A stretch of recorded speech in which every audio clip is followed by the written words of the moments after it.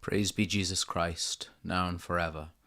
Thank you to those who have already supported us for our Giving Tuesday campaign. If you haven't yet, we would be grateful if you can.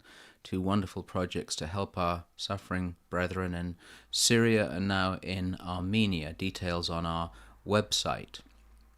In just a few days, we begin the beautiful season of Advent, the start of the new year for the Church, preparing us for the celebration of Christmas, which begins, not ends, on the 25th of December.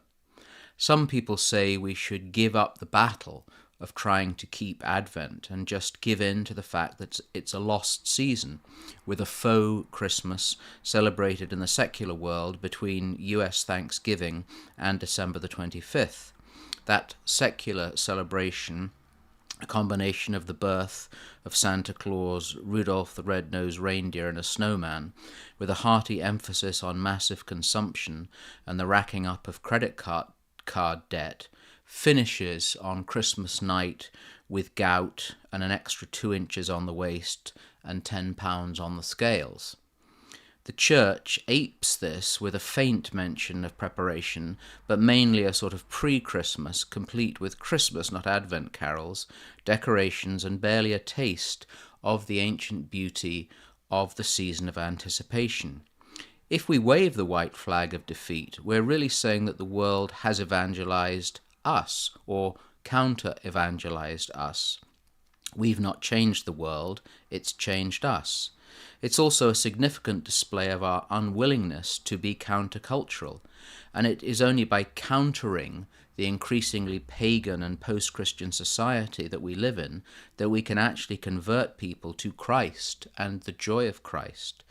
The failure to live Advent with all its beauty, symbolism, and joy is a tacit acknowledgement that we don't believe that our faith is life-changing, lifestyle-changing.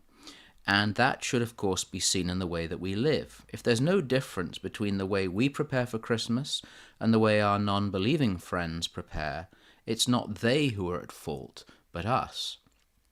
This is not about gloom, but beauty, but it will demand choice and denial.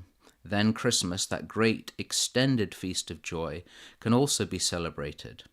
In reality, although Advent is a penitential season akin to Lent, but without that slightly dour quality, it's a metaphor for our whole Christian lives, which is why the recurrence of the season each year is a gift, a time given in the wisdom of the Church over the centuries to allow a focus to return and a renewal of spirit and commitment. This time, in the words of the poet Malcolm Guite, is an in-between time, celebrating the first coming of Christ at Christmas and preparing for his second coming on the last day. Those two moments, Christmas and the Parousia, in Guite's words, frame the in-between time in which we live. So in a certain sense, our whole Christian life is an Advent season, which is why, once again, the actual season of remembering that fact is such a gift. This all finds expression in the beautiful prayer used by the Ordinariate, sadly not in the Novus Ordo, which is the collect for the first Sunday of Advent. We ask the Father in that prayer, in the time of this mortal life, which is the in-between time, when Christ came to visit us in great humility, and the last day when he shall come again in his glorious majesty to judge both the quick and the dead, that we cast away the works of darkness and put upon us the armour of light. That's a great prayer, not just for Advent to be celebrated well, but for the Advent of our whole lives, the in-between time, as we await the coming of the King in glory. Brethren, be sober, be vigilant, because your adversary the devil, like a roaring lion, walketh about, seeking whom he may devour.